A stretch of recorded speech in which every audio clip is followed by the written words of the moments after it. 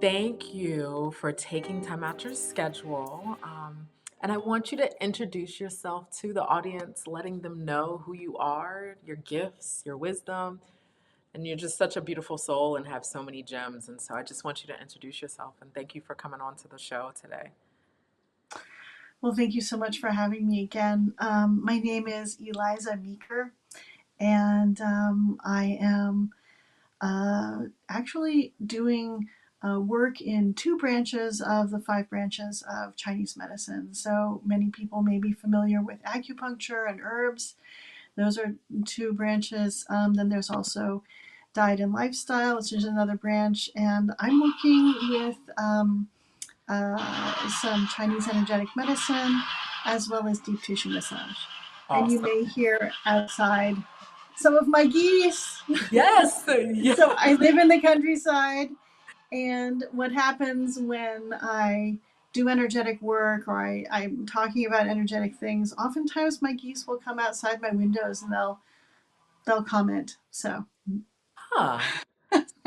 That is it's really amazing. cute. So, yeah, so talk a little bit about just energetic work in the spaces that you work in because I'm so glad that you brought them into the interview because they wanted to be heard, right? And they wanted to be acknowledged. Yeah, So yeah. tell the audience about the work that you do and the what does that look like? Because I've experienced some of the work that you do. And so just tell the audience what you Okay. do. Great, thank you. So, most of my work at this time is distance treatments in Chinese energetic medicine. I do from my home. I have my couch here. I have my setup. I have my little altar space for honoring all the assistance that we get. And a session in Chinese energetic medicine will start out and I'll connect, like deeply connect through Qigong to earth energy and to heaven energy and kind of bring it in and then extend it in a sacred space to the person that I'm working with. And I like to say that it's so important to be able to use Qigong or another energetic method to connect to earth energy and heaven energy so that we don't give our own energy and probably alone I have about enough energy to power one of my rescue hens, so I rescue hens. I can power about one rescue chicken on my own, but I really benefit from connecting deeply and then extending the sacred space to the client. And within the context of our work, there's a general pattern. So we work with the five elements and we balance. So we do some clearing, and then we balance the five yin organs. The lungs, the heart, the liver, the kidneys, and the spleen. So we'll gently draw down some of the excess energy and then bring in some new energy and then do some balancing in the body. And then after that, if there's an area to work on, like the lower back, for example, today I was working with somebody who had a lower back issue, and we'll start there after having done some nice balancing and clearing because that's a really nice baseline to get. Then we'll work it with the lower back, and so I'll kind of feel into the lower back, and of course that's where the client may feel it, but sometimes that's not where the tension is coming from. So I'll kind of work up and work down a little bit and really try to sense into, okay, is the psoas pulling on the lower back? What's going on in the lumbar region? How is the sacrum doing? Is there enough space? Generally, people don't have too much space around their sacrum, so that's not an issue, but sometimes they don't quite have enough for the lower back to just, you know, do its thing comfortably. Yeah. So there's that to look into, and also around the hips, around the hip sockets, around the thighs, the IT band. So just kind of investigate, and just as if I kind of look at it, kind of take a look at it intuitively, as if they were on my massage table. Yes. I think about 20% of my work is in person, but it's the same thing. they let me know where they're feeling it, and then we'll just kind of investigate a little bit above and below, and then for example, we'll see what's going on in the thigh area and how the soft tissues are attaching and to both the knee and the hip area, and then see about evening them out. So it's more about evening out the soft tissues, because oftentimes there'll be one area where it's tighter, and then the other areas are like, you know, pretty much okay. And then we'll also work down to the ankles. So that's more specific about one area. Sometimes, let's see, it could be maybe not a physical issue, but an issue with, um, relationships or with work or something like that. And so then, um, you may know that in the Chinese energetic medicine, we work with the three bodies. I think probably in other traditions, there may be many more Yeah. bodies, It's 7 or 12 bodies, and they're all fine. I feel like all traditions are good. We tend to work with the three bodies, so the energy of the physical body, the energy of the energetic body, which is generally the aura field, and then the energy of the spiritual body, which is a spiritual field. It's where we have prayers and past lives and kind of relationships and intentions going out and coming in. It's generally, most people seem to have like a pretty good spiritual body, and once in a while there's a little, kind of a blip or something, or sometimes we'll see like uh, where in somebody's field does something show up, and then kind of like show it. Hey, here are some options. How would you like to balance out? Kind of ask questions.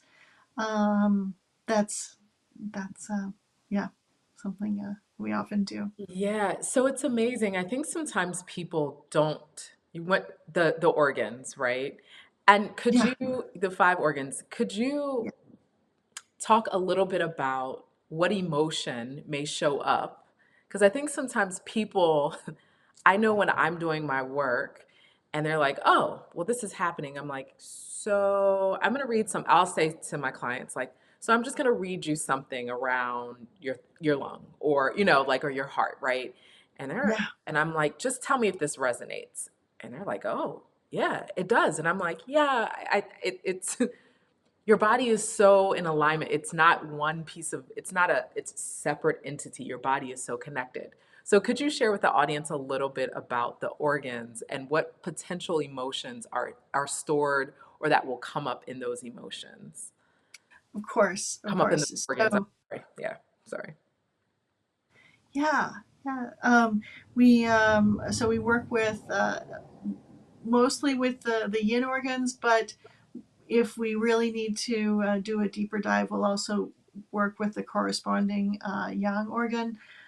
So the yin organs are the lungs, the heart, the liver, the kidneys, and the spleen. And probably a number of people are familiar. It's like this pentagram, and then you can see they're all on there, and they correspond to the seasons and different colors. And there's this whole kind of Chinese energetic medicine, or Chinese medicine, actually, TCM system that is kind of pretty interesting and can be a pretty good map to get started on seeing what's going on with people. So the lungs can hold grief, whether it's processed or unprocessed, until somebody is ready to let go of it from their body space. Mhm. And it's pretty interesting. Some people have already processed their grief, but they're just holding on to it because they don't know they can let it go. And when I'm working with people, I try to say, hey, you could let this go. It's really up to you. It's like having all this wonderful kitchen equipment, but when you go for a walk, you don't carry it with you. So, you could put it down, but if you need it back or if you need some information, like, you can always bring it back. And Yeah. so when I get that type of permission, then it's so easy. It's so much easier than being like, okay, Yes. grab, pull, Right. kind of working with people, even people who are not intentionally everyday energetic practitioners, when they kind of understand, oh, okay, I could relax here, and then it goes. So the grief uh, oftentimes stored in the lungs. Right. And then lungs are also wonderful generators in themselves, not just holders, but generators of courage. And I know that courage is kind of has the root word of heart in it, but Right. not necessarily in Chinese. So so the lungs can really generate this beautiful courage, and the clearer they are, the better a job they can do. Then there's the heart. The heart center is it can hold on to kind of feelings of unmet expectations, Right. um, excessive. I know they talk about it in China. We don't really think about it necessarily in these terms, but excessive joy or excessive excitement, like I'm so Right. excited. Wow. Uh, and so I think they're going a little bit more for a balance. It's not that we Okay. shouldn't be happy, but there should be a little bit more of a balance. And so that's something that can be held in the heart. And then, but the heart can also be uh, wonderful generator of kind of love and well-being and interpersonal connection. Right. That beautiful connection that we can have with people. It doesn't matter if we know them super well or if we've met them and we really just appreciate who they are and what they're doing. you know Yeah. that can be like a wonderful heart connection. Like just celebrating that can be great. Like I celebrate that you're reaching out and making these connections with people and working for people's well-being openly, instead of being like, this is my corner of the wellness universe, right? So that's something we can absolutely celebrate with our Right. hearts and be like, yes, this is Yeah. so great. Yeah, no, it's like when I see people's schedule, I'm like, "Oh my gosh, I get to connect and you get to share your gift to the world that I can go study because I try to go I like to read, but why should I go do that when somebody's been given the gift to embrace, to read, to study? It's how do I connect and create a community to be able to get this information out? And it's I feel so full when I do that. It's this fullness. Yeah. Beautiful, Yeah. beautiful. So well put, and I totally agree with you that we each have our own corner, like our own calling for our own piece of the puzzle, and we can really celebrate that and work together. Yeah. Yeah, yeah. So that's some of the beauty of the heart. Oh, go ahead. Oh no, I just want you do amazing work, right? There's this you're just the way that you explain things and you guys I've taken a class like I've seen a recording and I've participated in Eliza's stuff, Dr. Eliza, like there's and it's really good and I love how you communicate it.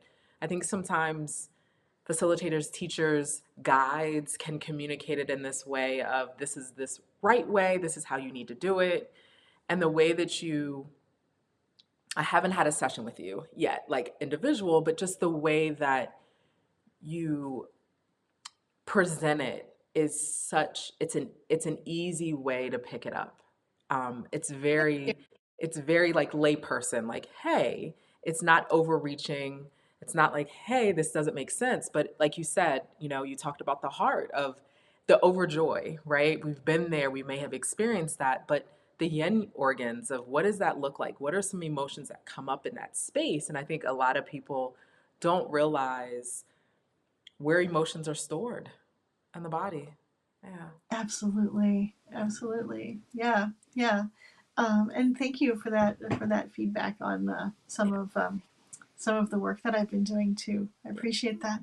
And so then after the lungs and the heart, there's the liver. Mm. and the liver area can store anger. Sometimes I'll work with somebody, and it's pretty easy to pull off some anger from the liver space. But a lot of people, a lot of women especially, and I don't know how you find it in your own practice, but a lot of women especially, it feels like it's almost like there's nothing here. And then I kind of just ask a couple more questions and delve just a little bit more deeper.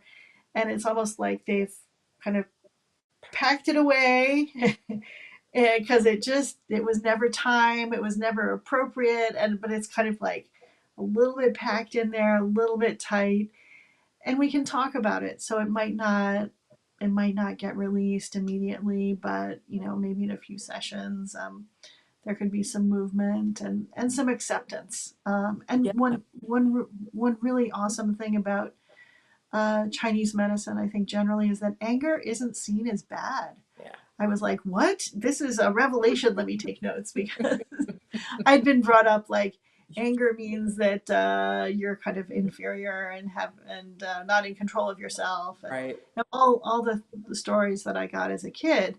Um, but in Chinese medicine, my understanding is that the teaching is that anger is it's actually good unless we pack it away, and then it can just fester. But it's good because it tells us, hey, there needs to be some change. Right. Actually, Yeah. this isn't quite right. The situation isn't right. Something isn't right.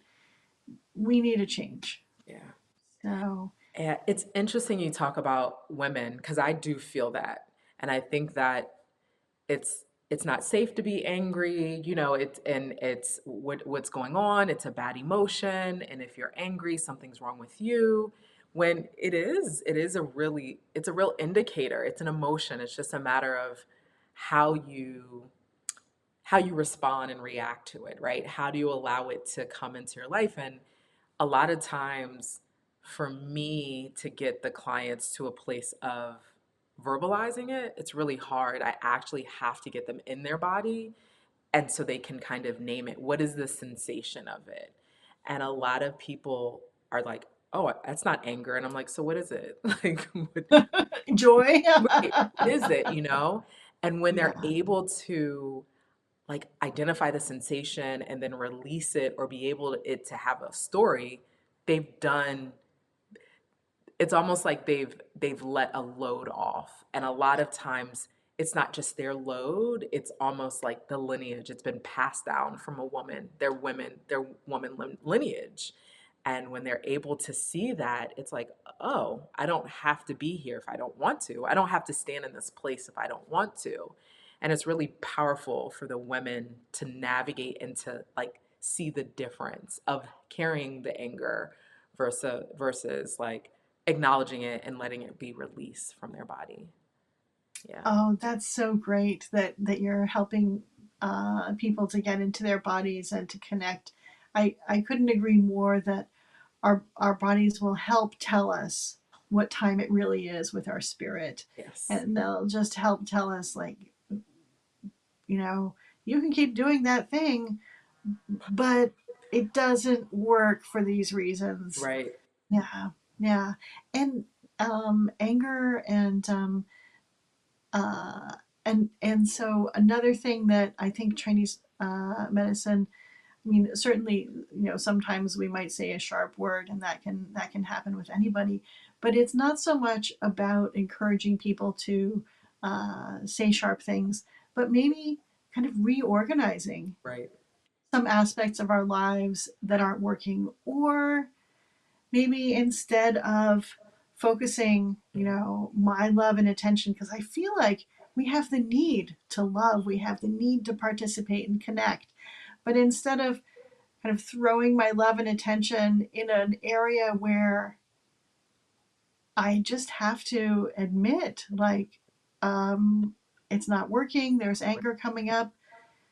Maybe that area, maybe we're done for now. Maybe we can pull back a little bit and focus on some other areas where there will be a more authentic Right. connection and even more beauty. Yeah. Yeah. So it doesn't necessarily mean disconnection. It can mean like connecting even more deeply to ourselves and to our values. Yes, and making that commitment. And I think that the the commitment is a ceremony and a ritual within itself. Um, and even the commitment to just breathe, to show up, or just to feel the sensation of whatever emotion is coming up is is a deeper connection.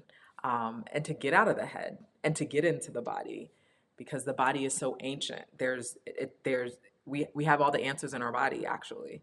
Um, and so yeah, you're right. You are right. Yeah, Yeah. I couldn't agree more. And I was trying to explain a couple of things to a client just last week about, um, for example, one of the things that we can do is pull off some of the trauma that's left in the body from surgery. Like sometimes we'll take a look in there and it's like the wounds have healed, there's no longer any bleeding, but maybe the scar tissue is a little bit tight, or maybe, I kind of sense in and the body's like, oh my gosh, there were like chemicals were washed over these internal organs. I don't, or they're like, or for example, the body might be like, wow, the metal instruments were cold, that type of thing. So just kind of pulling it off and grounding it out. And the client was like, well, my mind knows, and why would my body feel uncomfortable now, right? And I'm like, but you're telling me it does feel uncomfortable, so I want to honor that, and I'm also seeing some stuff. um, but then also I explained it, and I really love what you were talking about with the body. And I was like, well, some of my rescue hens, they know about the road, they've seen cars, they see cars every day, but that doesn't mean that that in their bodies they understand. They haven't evolved in the Right. past 100 years, right? Because it's only really been 100 years where there have been cars all over, Right. or even if that, right? But in the past 100 years, chickens have not evolved to understand, to avoid getting run over by cars. Right. And like our human bodies, I think, have evolved a lot, but haven't necessarily evolved for all the things that we're doing with them. And we can support them. We can support our bodies. Yeah. No, you're absolutely right in that. It's interesting to like the post surgery. So whenever I have clients who are kind of going into it, I communicate, I tell them, "Hey, let your body know this is what you're about to do." Give them a heads up and give them full permission to be like, "Hey, we might be getting something taken out." What letting the parts of the body know like, "Hey, so what do we need to do and do a ceremony of what's ours being taken out, and if something's being replaced, how do we allow the body to know or be able to accept the vibration of what's being put into your body, because your body can reject it. Because if you don't say, hey, we're about to take something out, but we might put something back in, or there may be something that's foreign. Just the concept of, when I tell that to people, I'm like, so if somebody throws you in an environment that you don't want to be in, are you going to be social? Like, what's the emotions? How are you going to feel? It's the same thing with your body. It's the same exact thing. Um, and so just to hear, I didn't even think about that. Just the coldness of the tools, the chemicals that they're using. You're so right with that. Of it can it can make your body feel cold, or it's just kind of like, hey, yeah, we might have been getting this surgery, but what kind of care did we really receive as they were closing us back up? Or, and just how is the body responding, not the mind, but the body responding to that? And kind of then what's the healing really happening? How's the healing taking place? So I didn't even think about like the post surgery Mm-hmm, on it. mm-hmm. It's really big and like just big to think about that in that way. Yeah, the post surgery is definitely something that can be done as well as pre surgery. And I didn't mention that, but I couldn't agree more. Pre surgery, of course, it's so important to let the body know, like, this is a good thing. We're we're really, please accept, this care. Yeah. And even if it's not perfect, we can, we can work with it Right. and get it to go in a really beneficial direction. Yes. Yes. So I know we did the heart, the liver. Okay. We did, The heart, the lungs, the liver, then the spleen. right. So the spleen has to do with worry. It can hold on to worry, and trust. So trust and distrust, and so trusting, and we can trust our bodies to tell us, yeah, this isn't such a good situation, or maybe I need to, like, not, not make this choice, but make this other choice. Right. So we can really trust ourselves to distrust as well as trusting ourselves to trust. So it's worry and trust. And also when I look at the spleen area, and I think it can show up for different practitioners in different ways, but when I look at the spleen area, we can also get a little bit of a snapshot of the life path. And yeah, so I'm going to be telling on one of my uh, mentors here. I have this fantastic mentor and teacher, Dr. Pat Bardoni, and every time that I give him a treatment, his spleen energy, his life path is just this golden javelin, past, present, and future. It's like Qigong yesterday, Qigong today, and Qigong tomorrow. It's Wow. really beautiful. But for other people, for example, not everybody has their life figured out like he Right. does. Like he knows what he wants to do, and he's really doing it. I'm so fortunate that he's sharing it with me. Um, but some people, especially, if they've graduated from college, it's like, or if they're working on a degree, it's like their life path. Yes, it's kind of going forward, and then maybe there are a few different possibilities, Right. and that's fine. you know Hmm. so that's yeah, yeah, so life path as well as worry and trust, trusting the body Right. to let us know. And then also, oh, did you want to say anything more about the spleen area before Oh we go no, into I'm in the kidneys? awe. I didn't know about the life path aspect. So I'm like, oh my goodness. So I'm in awe of that. The life path and the I knew about the trust and the worry, but the life path component Mhm. I know about. And so I'm just kind of like, wow. Yeah. Oh, I'm not sure that everybody sees it or associates it necessarily with the spleen and stomach area, but that's kind of how I've been working with it, Okay. probably since COVID. Okay. Um, Yeah.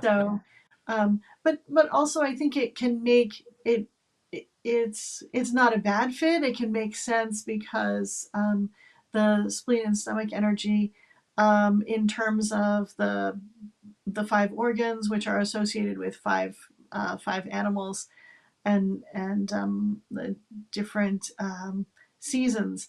The spleen energy, actually, it's earth energy, and it starts from the ground, and it's like this golden dragon. It'll kind of like spiral up, and so it's like a path along our body up to the divine as Wow. well. Yeah.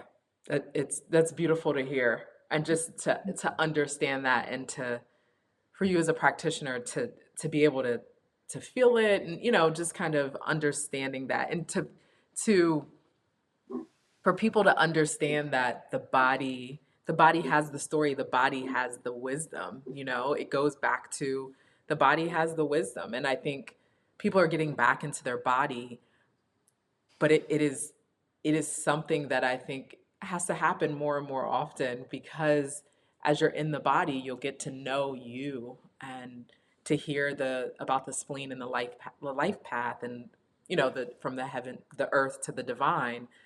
It's Mhm. complete. That's complete. It's a light, and so it's just amazing to hear more for even more me to like be educated today. I love education. I love knowledge. So yeah. Oh, thank you, thank you. Well, there, and since you're open to hearing about that, and since that was of interest, also with there are a couple other areas that I work with. Maybe just slightly differently sometimes. For example, the heart chakra area. Um, Certainly, there's like some clearing, and we talked about some emotions. Um, and with the heart chakra area, I'll sometimes take a look and see what the petals of the heart chakra area are doing, and if they're flowing and spiraling more clockwise or more counterclockwise. And the cool thing is, and I'll just say this to people who seem like they might be open to it.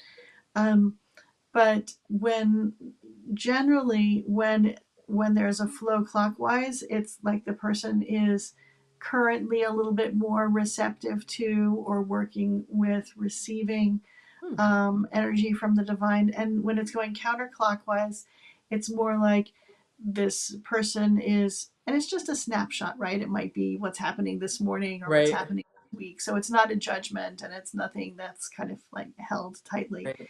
But if it's counterclockwise, it's more like from the person, there's this inquiry, and there's you Hmm. know, a kind of a reaching out to the divine. And I feel like both are wonderful. Both are wonderful. There Right. to be able to receive grace, to receive supportive energy, and then also to search and to ask questions. So Yes. sometimes people are like, you know what, I have been asking questions, and then I'll kind of follow it up within their um, three bodies. So Hmm. I'll follow it up and see if they're stuck anywhere. Because sometimes, of course, um, with my teacher Pat Bardoni, he's like just fine, flowing in both directions. But sometimes, and this includes me too. Sometimes I'll check in with myself. Sometimes, about 3 to 4 feet in, there'll be some doubt. There'll be like this little kind of cloud thing, or sometimes 10 feet out, there'll be like a cloud or a stagnation, and that often can happen when I kind of just sense into it and ask about it. Sometimes it can happen with like disappointment Right. in life circumstances where we're like, would God really let that happen? Yeah. That doesn't sound right. Right. That there's a lot of injustice out there, right? And there's a lot of kind of like each person needs to negotiate like how we're going to understand the divine, or Mm. if we're going to take an atheist path, which Right. is, you know, people are welcome to it. It may not be the most supportive of the spiritual body, but there are plenty of atheists out there Right. doing good things. So no judgment. Right. Right. Wow. So my question to you is, when we think about the work that you do, because knowing, I think about the stuff that you shared, being in France, being a lawyer, coming back, coming to, if somebody's interested in this work, what would be one thing that you would tell them? It's like, sometimes I work with clients and they may be like heavily into church. And they look at this work sometimes as um, witchcraft, right? And I'm like, okay, and so sometimes like what I've seen is that I'll use references that will make them like, oh, it's not, I talk about if a preacher lays hands on you, right? Or if your great auntie, if you had a headache and they got oil and they had healing energy. And so then I start speaking this stories that they're very much aware of. And so over time, they become integrated into this type of just this into the space of healing Chinese medicine, just different modalities that don't go against their religion, but it expands their mind.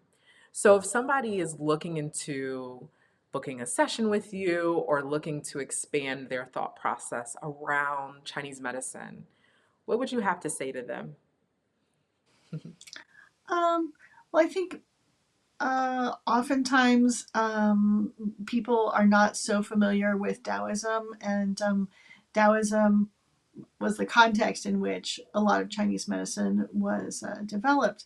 But then I think I'd kind of back up and say, well, we work with the three bodies, and I think that Christians and practically everybody can understand that. First of all, we have a physical body, right? Right. And then we have the energy body, and whether or not you believe in auras, I think everybody knows there's a difference between just a physical body that's a corpse Right. and a physical body that has a spirit in it, Yes. right? So we can definitely understand that there's Right. a difference there. So that's the second body that we spirit is in the body, and Right. that we have two. And then and it's not to discount anybody else's system, but then the third body is the spiritual body, the prayer body, Mm. and where we can send out prayers, we can receive prayers. I'm pretty sure Christians believe in prayer, Right. and so the energetic body is more like, do we have lights on? Like, can we flip the switch? Do we have Right. lights on or not? And for people who are like, well, but I don't know if you can actually move energy unless you, or if they're not quite sure about the belief in a cultural Right. context, I sometimes say, well, plenty of people work with electricity, um, even if they're not electricians, Right. or even if they're not Thomas Edison. Yeah. You can move a light switch, and that's kind of what we're doing in a lot of Chinese energetic medicine. Is we're just helping electricity, helping the energy of the body to move in more harmony. And I think anybody can understand that life gives us some shock. Life kind of has some unevenness to it. And maybe there's more well-being that we could have, more Right. thriving that we can have. So it's kind of making adjustments, and with the five organs, the lungs, the heart, the liver, and the kidneys, and the spleen, it's not just, are the lungs okay, are the kidneys okay. It we can see about having them work together a little bit better. So for example, if somebody is having a little bit of tinnitus or a little bit deaf, or maybe they're feeling a little bit of vertigo, we can understand, oh, you know what, maybe we could support the kidneys a little bit. And so there's this system of feeling into connections and helping that. And then of course with the spiritual body, um, there's all sorts of prayer. Like we're constantly praying for the well-being of our clients. And our grandmaster, Dr. Johnson, who led the doctoral program that I graduated from last summer, um, he is a devout Christian. Like, sure, he's worked with Right. um, Taoism and Buddhism because that's part of the context in Right. which Chinese medicine kind of was developed in. Um, but he's been a devout Christian since his teenage years, and so he always says, it's not, you know, don't get worried about Taishang Laozhong. And so when I'm talking with some of my clients, I have a client who's deeply Catholic. I'm not going to talk to her about the Jade Emperor and some of these kind of symbols that help them, kind of help us to understand how, it's like a map. It's like, Right. help us to Yeah. understand how to get where we're going. So I'll talk to her about the Blessed Mother. I'm like, okay, so you know, Yeah. you could use a little bit more energy Right. here. If you want to, you could support our work together today by requesting a little bit more energy and support from the Blessed Mother. As you know, here's how it works. You're not bothering her if you pray to her. She won't run out of energy if you're asking questions, that type of thing. And she's like, oh yeah, I know that. So Yes. Yes. No, I appreciate that because I think sometimes people want to study or want to seek out, but there's fear. And so just like what you said, it's there's always a space for a language that they are familiar with. There's always, like with it, like you said, the physical body, the or, and the spiritual, there's prayer, and so I love how you break that down to like the client who's deeply in the Catholic religion and the denomination. And the minute that you mention something to her that she's familiar with, she's like, "Oh yeah, you're absolutely right," and so it Yeah, resonates. I can pray to the Blessed Mother. I Right, got that. I know how to do it. I know she's not going to be tired or put upon. I exactly. know that I can like ask her for support in this area. And I'm like, Right. yes, you can do that, and that can support some of the work that we're doing because it's deeply compatible. Yes. I appreciate you giving us your wisdom. I have one more thing. Where can people find you, my dear? At qigongbodywork.com, Qigong bodywork.com, or at californiaqigong.com. Thank you, everybody. You guys need to check her out. She is wonderful. I appreciate you coming on today and really sharing your knowledge and the work that you do with our audience. Thank you so, so much. I was really glad to get to chat with you again today. Yes, yes, yes. Thanks.